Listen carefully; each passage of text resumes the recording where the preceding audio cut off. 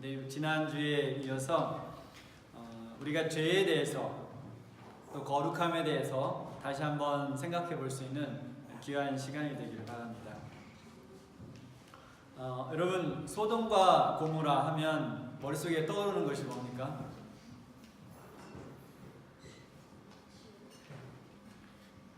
지옥이야? 네.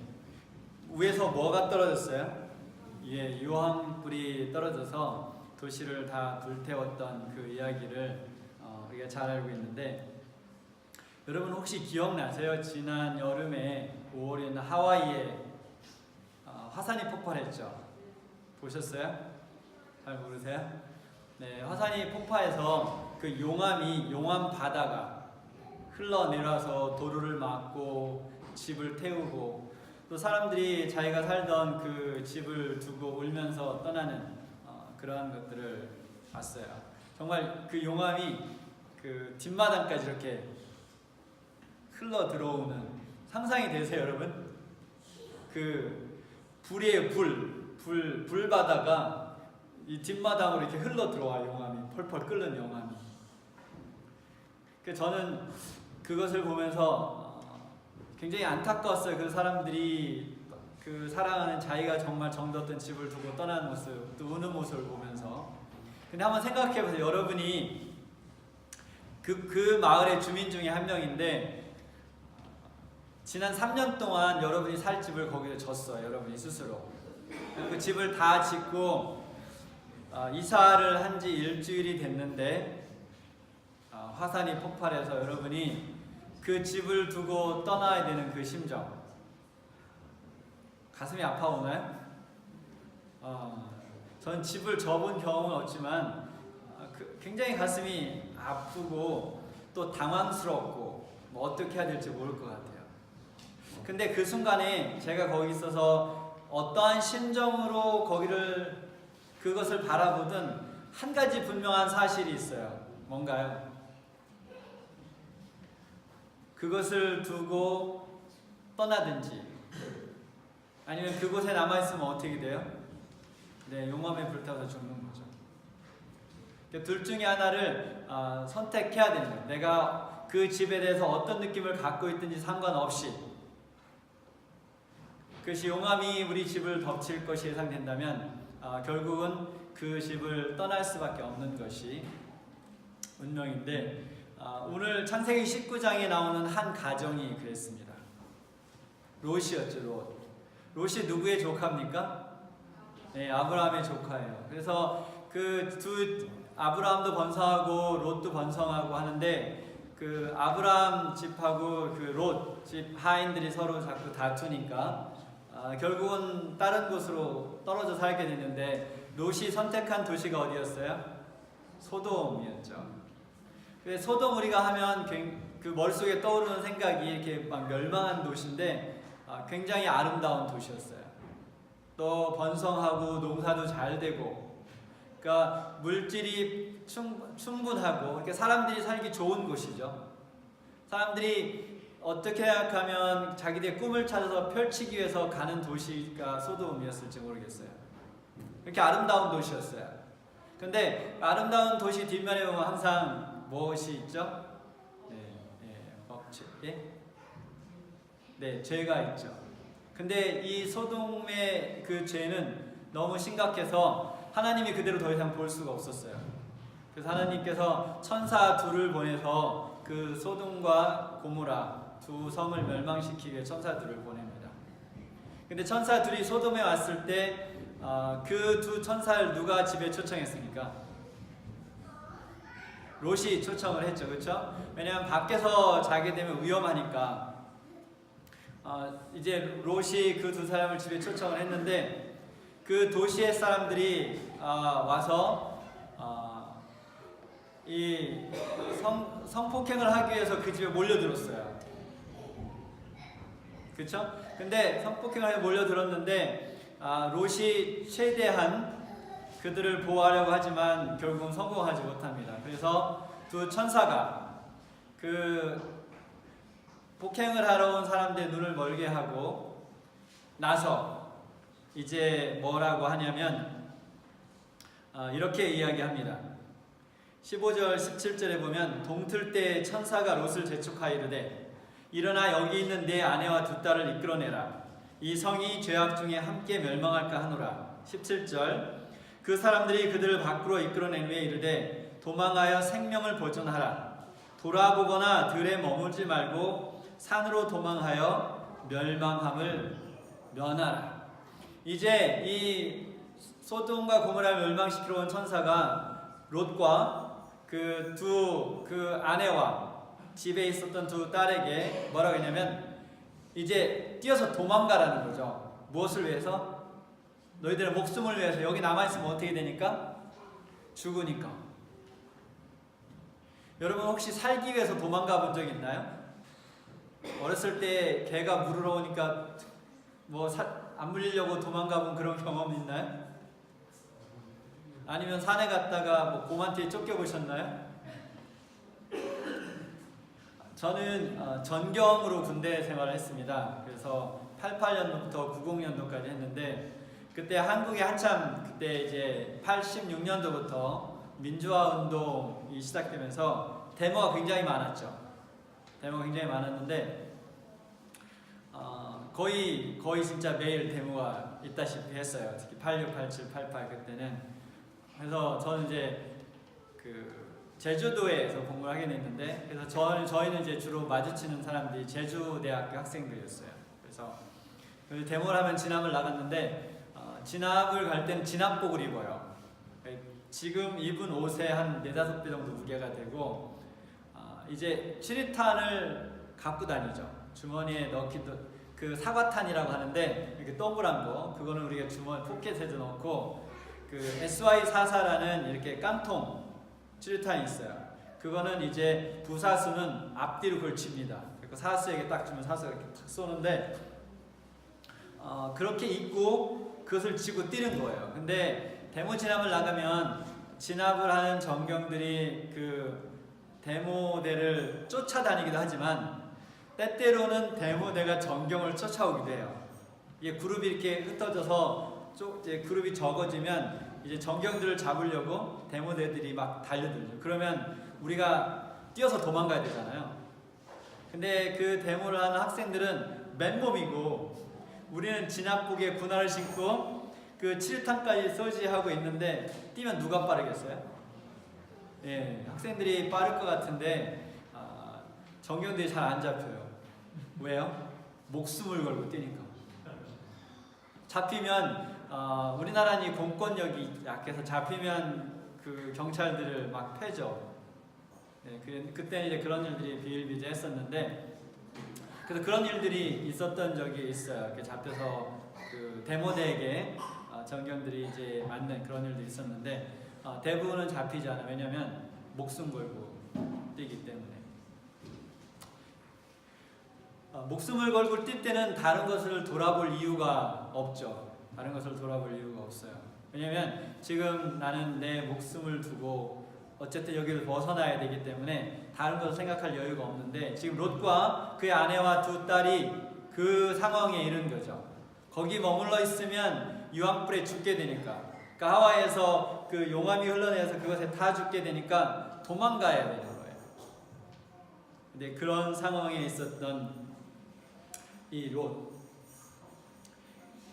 근데 우리가 죄에 대해서 한번 생각해 볼게요.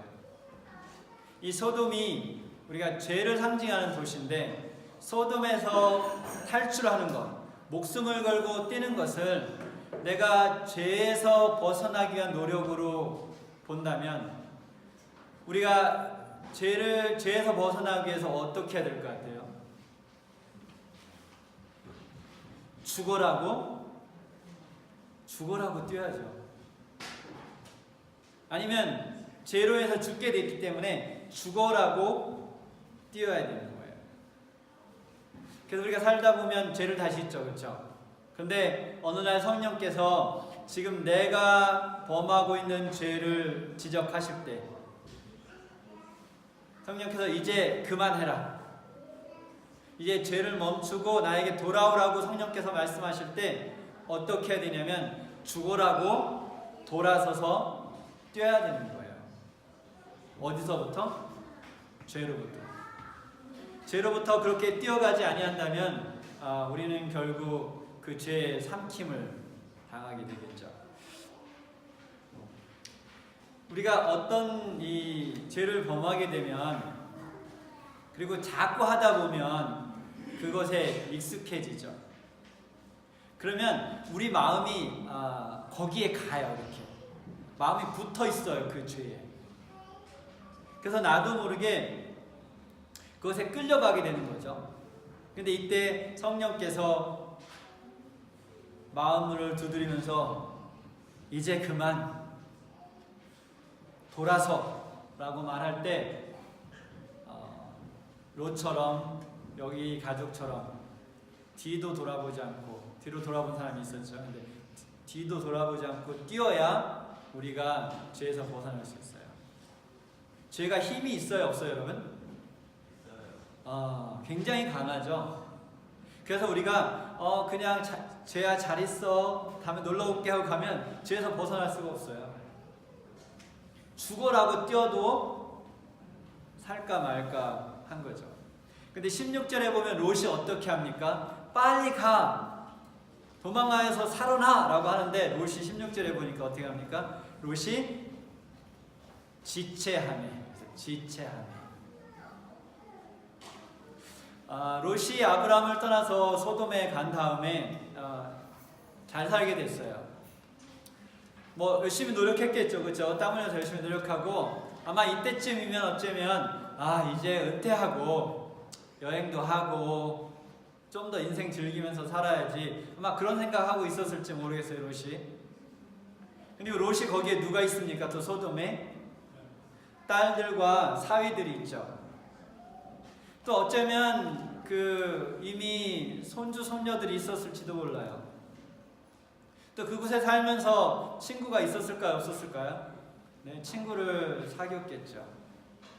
근데 이제 그 모든 것을 다 내려놓고 거기를 떠나려고 하니까 발길이 떨어져요, 안 떨어져요? 네, 발길이 안 떨어졌어요. 그래서 지체했어요. 여러분 좀 이상하지만 죄를 짓고 죄에서 떠나려고 할 때 발길이 잘 떨어져요, 안 떨어져요? 잘 안 떨어져요. 좀 아까도 말씀드렸지만 이미 우리 마음이 거기에 붙어있기 때문에 안 떨어지는 거예요. 여러분 나쁜 짓을 같이 할 때도 친구가 생깁니까? 네, 나쁜 짓을 같이 할 때 친구가 생기죠. 그리고 그들끼리 우정을 말할까요? 네, 우정을 이야기하죠. 그 도시에 그런 죄로 가득한 그곳에 사귄 친구들, 그 친구들을 두고 가는 것도 역시 아쉽습니다. 그런데 그래서 그가 뒤돌아서지 못했던 거예요. 아니, 그가 지체했던 거예요. 우리도 역시 똑같은 이유 때문에 죄에서 떠날 때 지체하게 됩니다. 아쉬움이 남는 거죠. 미련이 남고 마음이 아픈 거예요. 뭐를 떠나는데도 마음이 아파요? 네, 죄를 떠나는데 함께 죄를 지은 사람들을 떠나는데도 뭐가 아파요? 네, 마음이 아파요. 그래서 죄를 떠날 때 사람들이 머뭇거리게 되죠. 14절에 보면 롯이 나가서 그 딸들과 결혼할 사위들에게 말하여 이르기를 여호와께서 이 성을 멸하실 터이니, 우리말은 결혼할 사위들이라고 했는데 결혼한 사위들이 더 여러 버전을 보면 더 맞는 건데, 이 성을 멸하실 터이니 너희는 일어나 이곳에서 떠나라 하되 그의 사위들은 농담으로 여겼더라. 이게 또 한 가지 문제예요. 제가 침례를 받고 선교사를 떠나려고 할 때 제 친구들이 저한테 뭐라고 했는지 알아요? 야, 너 미쳤니? 종교에 정신이 갔구나. 너 빠져나가지, 이렇게 살면 안 돼. 그리고 친구들이 저를 엄청 걱정해 주면서 정말로 제 다리를 부러뜨리려고 했어요. 왠지 알아요? 얘가 지금 다리를 부러뜨리면 병원에 입원해야 될 거잖아요. 그럼 입원해서 몇 달 있으면 제정신 돌아올 거라고 정말 그들은 진심으로 저를 위해서 그렇게 하려고 다리를 부러뜨리진 않았어요. 다행히 부러뜨리지 않았는데 그들 마음이 그랬어요. 얘 미쳤구나. 정신 나갔구나. 근데 여러분이 죄에서 떠나려고 할 때 같이 그 일을 했던 그 사람들이 여러분을 그렇게 너 정신 나갔냐? 너 왜 그래? 우리가 지금까지 해온 거 뭔데? 이러면서 거기서 또 의리를 따지죠. 이러면서 그곳에서 빠져나오지 못하게 합니다. 특별히 이제 중고생들이 나쁜 그룹에 속하게 됐다가 나오게 되면 바로 그런 일들이 일어나는 거죠. 때때로는 그냥 농담하고 놀리는 것뿐만이 아니라 육체적인 해를 가하기도 하죠. 심한 경우에는. 근데 우리가 죄를 떠나려고 할 때 우리 마음에 아쉬움이 생겨요. 미련이 남는 거죠. 18절부터 20절을 한번 읽어보겠습니다. 롯이 그들에게 이르되 내 주여 그리 마옵소서. 주의 종이 주께 은혜를 입었고 주께서 큰 인자를 내게 베푸사 내 생명을 구원하사오니 내가 도망하여 산에까지 갈 수 없나이다. 두렵건대 재앙을 만나 죽을까 하나이다. 보소서 저 성읍은 도망하기에 가깝고 작기도 하오니 나를 그곳으로 도망하게 하소서. 이는 작은 성읍이 아니니까 내 생명이 보존되리이다. 지금 천사는 어디로 도망가라 그랬어요? 여러분 기억나세요? 산으로 가라 그랬죠. 근데 롯이 뭐라 그래요? 저 살려주는 건 고마운데 저는 거기까지 못 갈 것 같아요. 아직도 뭐가 남아있어요? 미련이 남아있어요. 제가 소돔은 거기 멸망한다 그러니까 소돔은 나오겠지만 좀 소돔 가까운 데서 살게요. 저기 산에까지는 못 갈 것 같아요. 여러분 여기 술을 마시는 분은 안 계시겠지만 술을 마시는 사람이 술을 끊기로 결심하고 술집이 많은 곳으로 이사를 가는 것이 굉장히 이성적이죠. 그렇죠? 근데 죄를 벗어나려고 노력하면서 유혹을 주변에 두는 일은 어리석은 일입니다. 누가 그랬어요? 지금 롯이 그러고 있죠. 그래서 이제 막 죄에서 벗어났는데 그 죄를 완전히 버리기는 너무 아쉬운 거예요. 그래서 어떻게 하겠다는 거예요? 그 근처에 살게요.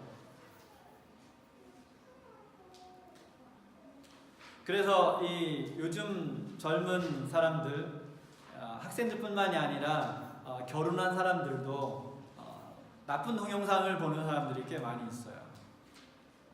안타깝지만 교인들 중에도 있어요.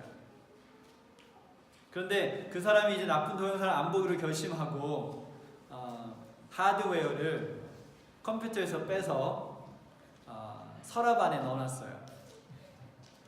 내가 다시는 안 볼 거야. 지금 잘한 행동인가요? 네. 1차적으로는 잘했지만 뭐 할 가능성이 높아요? 네, 다시 꺼내서 볼 가능성이 높죠. 어떻게 해야 되나요? 네, 쓰레기통에 버려야죠. 쓰레기통에 버려야죠. 그래서 집에서 사라지게 해야죠. 그래도 통제가 안 되면 인터넷을 끊어야죠. 그래서 통제가 안 되면 핸드폰도 끊어야죠. 그런데 다 옆에 두고 나는 조심할 거야. 하나님 회개할게요. 그리고 죄송합니다. 돌아가고 다시 돌아가는 거죠. 롯이 그랬어요. 근데 여러분, 롯이 그 뒤에 이제 할 얘기가 뭐냐면 롯의 아내가 어떻게 했어요? 도망가다가 뭘 했죠? 뒤돌아가서 소금 기둥이 됐어요. 그러면 소금 기둥이 된 아내가 불쌍해요? 아니면 그 근처에 나와서 그 소돔 근처에 가서 살게 된 이 롯이 더 불쌍해요? 나중에 끝을 보면 차라리 소금 기둥이 된 아내가 낫다는 거죠. 제가 그 말 여기서 좀 언급하기가 그렇지만 나중에 롯이 어떻게 됩니까? 그렇죠? 두 딸에 의해서 결국은 더 큰 악이, 더 큰 재앙이 차라리 어디에서 소돔에서 불타 죽었으면 더 나았을지도 모르겠어요. 그런 것을 경험하느니. 그런데 어떻게 하니까 죄를 벗어났지만 죄 근처에 있다 보니까 더 악한 일이 그에게 생겼어요.